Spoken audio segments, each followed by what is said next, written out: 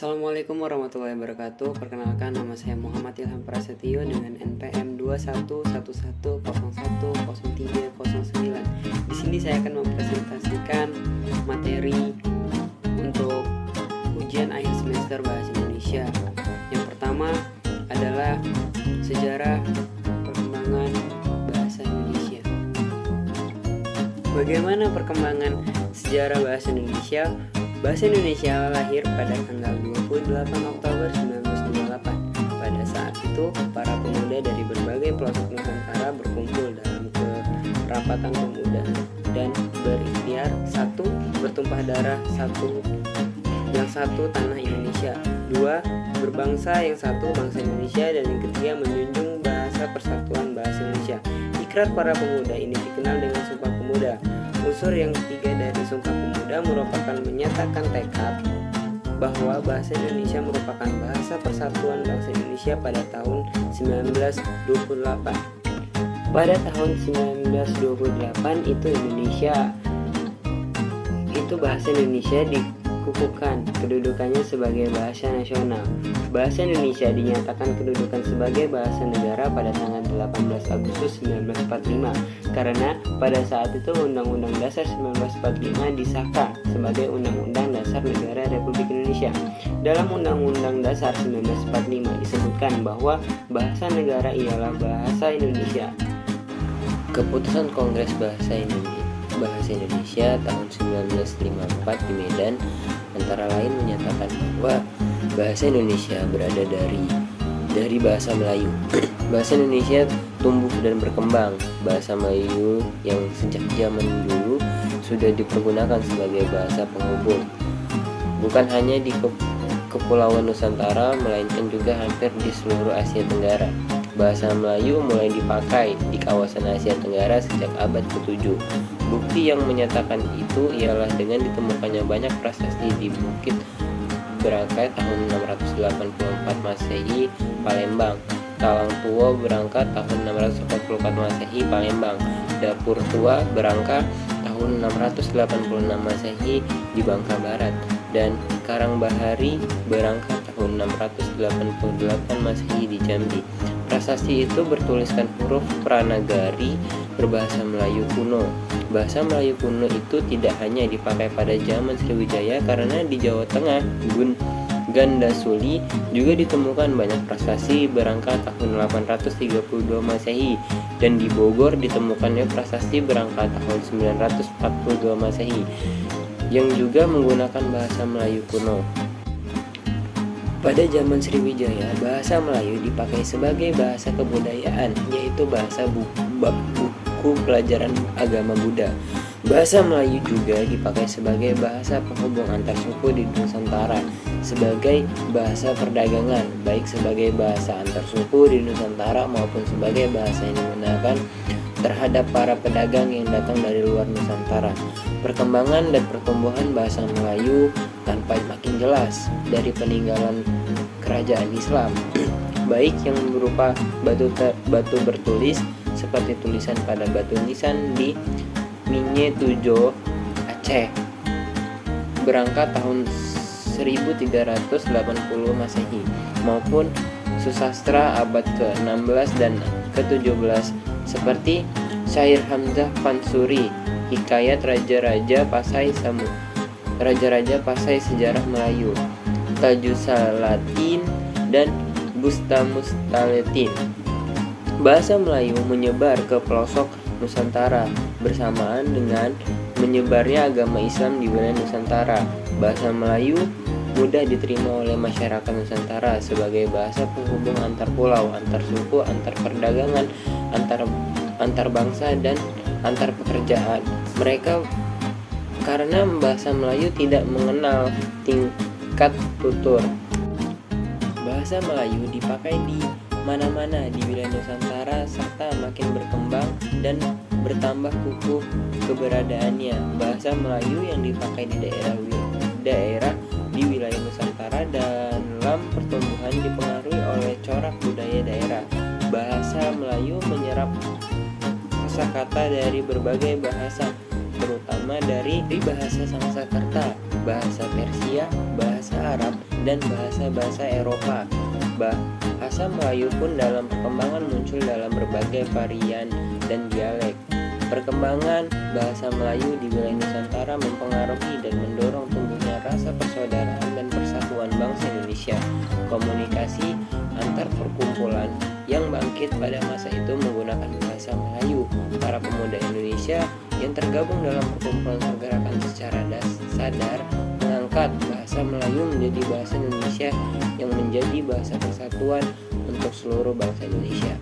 Sumpah Pemuda tanggal 28 Oktober 1928. Kebangkitan nasional telah mendorong perkembangan bahasa Indonesia dengan pesat.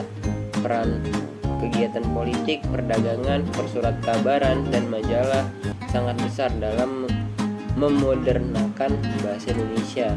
Proklamasi Kemerdekaan Republik Indonesia tanggal 17 Agustus 1945 telah mengukuhkan kedudukan dan fungsi bahasa Indonesia secara konstitusional sebagai bahasa negara. Kini bahasa Indonesia dipakai oleh berbagai lapisan masyarakat Indonesia, baik di tingkat pusat maupun daerah. Masuk materi yang kedua, yaitu kalimat efektif. Kalimat efektif adalah kalimat yang disusun berdasarkan kaidah-kaidah yang berlaku, seperti unsur-unsur penting yang harus dimiliki setiap kalimat, yaitu subjek dan predikat. Memperhatikan ejaan yang disempurnakan, serta cara memilih kata yang tepat dalam kalimat. Menurut J.S. Badudu, kalimat efektif adalah kalimat yang baik karena apa yang dipikirkan atau yang dirasakan oleh si pembaca dapat diterima dan dipahami oleh pendengar. Sama benar dengan apa yang dipikirkan atau yang dirasakan oleh si penutur atau si penulis. Ciri kalimat efektif.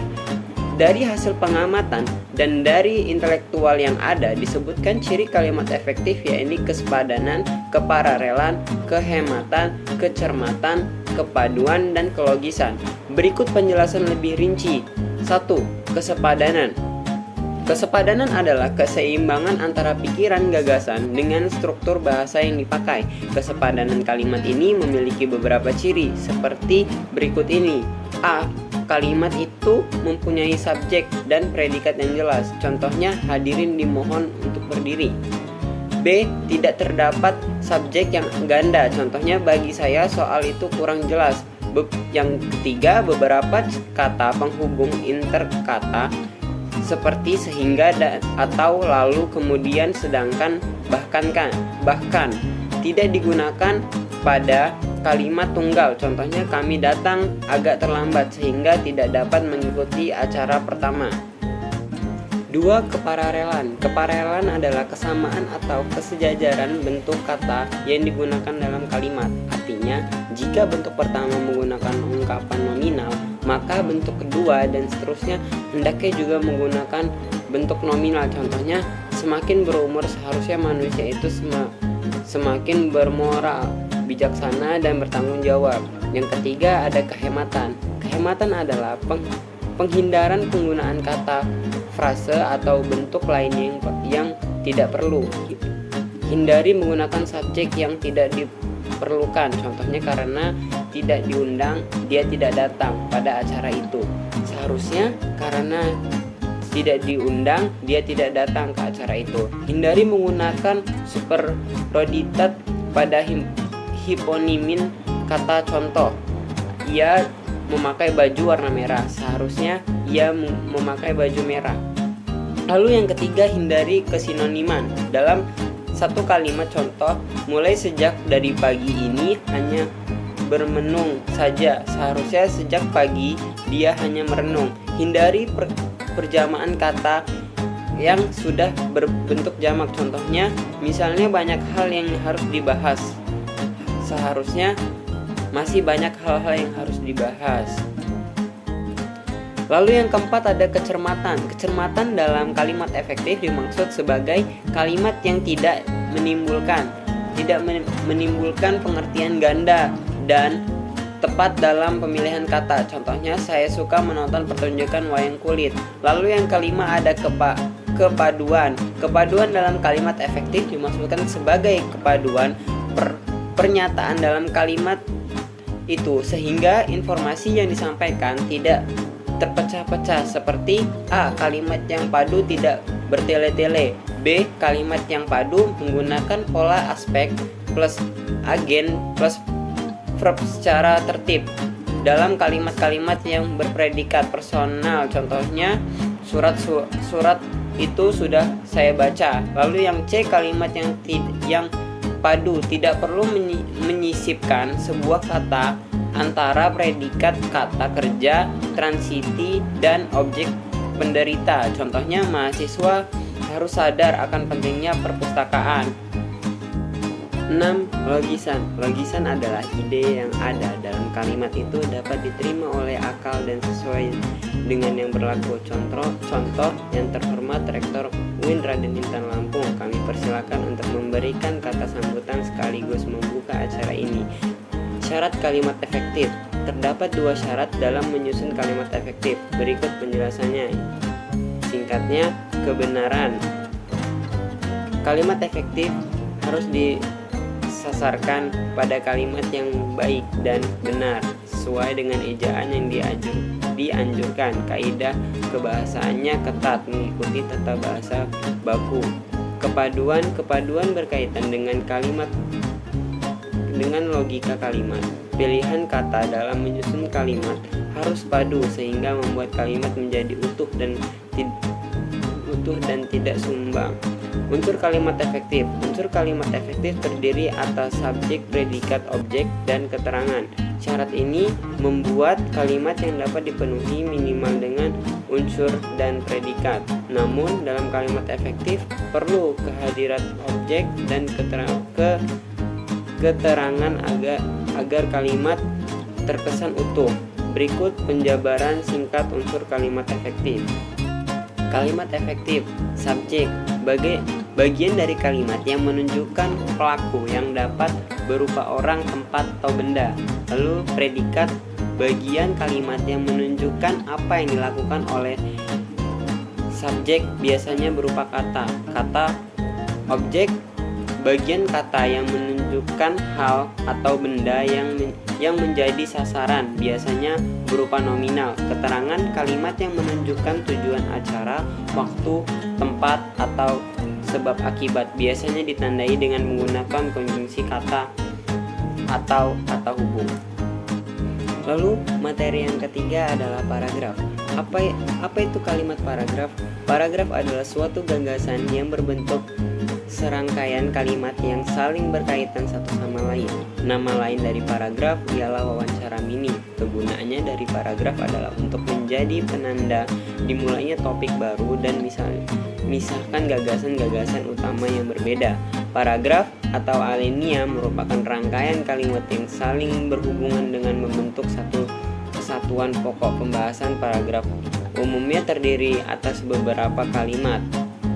Kalimat tersebut saling berkaitan satu sama lain dan mengusung satu pokok pikiran tertentu. Pokok pikiran atau gagasan dalam sebuah paragraf akan menjadi jelas oleh uraian-uraian tambahan yang bertuang dalam kalimat-kalimat penjelasan. Paragraf menandakan letak di mana suatu tema dimulai dan berakhir. Oleh karena itu, pembuatan sebuah paragraf sekurang-kurangnya mempunyai tujuan. 1. Memudahkan pengertian atau pemahaman dalam menceraikan suatu tema dengan tema yang lain. Oleh karena itu, tiap paragraf hanya boleh menggunakan satu tema. Jika terdapat 2 tema, maka paragraf tersebut harus dipecah menjadi 2 paragraf. Lalu yang kedua, memisahkan dan menegaskan perhatian secara wajar dan formal. Untuk memungkinkan kita berhenti lebih lama daripada berhenti pada akhir kalimat. Dengan perhentian yang lebih lama ini memungkinkan konsentrasi terhadap tema paragraf lebih terarah. Syarat paragraf: kesatuan, kepaduan, kelengkapan atau kecukupan, pengembangan paragraf. Ada jenis-jenis paragraf. Yang pertama, jenis paragraf berdasarkan sifat dan tujuan. Paragraf pembuka. B. Paragraf penghubung. C. Paragraf penutup. 2. Jenis paragraf berdasarkan letak kalimat utama. Paragraf deduktif, paragraf induktif. C. Paragraf campuran atau gabungan. Paragraf tanpa kalimat utama atau kalimat utama pada seluruh paragraf. Lalu yang E, paragraf interasi jenis-jenis paragraf. Paragraf berdasarkan bentuk tulisan atau sifat isinya. Paragraf narasi. Yang B, paragraf deskripsi. 3. Paragraf argumentasi, paragraf persuasi, paragraf deposisi dalam paragraf. Eksposisi ada beberapa jenis pengembangan, yaitu eksposisi defisi, eksposisi proses, eksposisi klarifikasi, eksposisi intulatis, eksposisi perbandingan dan ketertentangan, dan eksposisi laporan. Pengembangan paragraf. Paragraf dapat dikembangkan berdasarkan jenis nalar secara alami, klimas, anti klimas, deduktif, induktif, induktif, sebab akibat, kronologi, dan fungsi. Contoh analogi, institusi, analisis, pembuktian, perbandingan, dan definisi luas. Salah satu cara berlatih mengembangkan paragraf dapat dilakukan dengan membuat kerangka terlebih dahulu sebelum menulis paragraf. Pola pengembangan paragraf. Pengembangan paragraf adalah perincian dan pengurutan pikiran yang terpadu yang mewujudkan melalui penataan kalimat-kalimat. Menggunakan kalimat topik yang tepat akan memudahkan pembaca membuat ringkasan dari sebuah karya tulis. Kalimat-kalimat penunjang akan mengembangkan gagasan yang terdapat dalam kalimat topik. Lalu selanjutnya ada pola pengembangan paragraf. Dalam ringkasan kalimat-kalimat menunjang ini dapat diabaikan. Oleh karena itu ada 3 personal yang tercakup di dalamnya, yaitu kemampuan menentukan dan meletakkan kalimat topik secara tepat, kemampuan merinci secara maksimal gagasan utama paragraf ke dalam gagasan bawahan, dan ketiga, kemampuan pengurutan gagasan bawahan ke dalam suatu urutan yang teratur. Gagasan utama paragraf akan menjadi jelas apabila dilakukan perincian yang tepat. Perincian itu dapat dilakukan dengan bermacam pola pengembangan. Pola pengembangan yang dipakai antara lain ditunjukkan oleh gagasan atau masalah yang hendak ditemukan. Lalu ada pola susunan sebab akibat. Hubungan kalimat dalam sebuah paragraf dapat berbentuk sebab akibat. Dalam hal ini disebabkan dapat berfungsi sebagai pikiran utama dan akibat sebagai pikiran penjelasan. Dapat juga sebaliknya, akibat sebagai pemikiran utama, dan untuk memahami akibat ini dikemukakan sejauh penyebab sebagai perincian. Pola susunan pengembangan. Para pendidik, maka sebuah pengembangan paragraf yang dilakukan dengan membandingkan atau mempertentangkan guna memperjelas suatu paparan. Lalu pola analogi.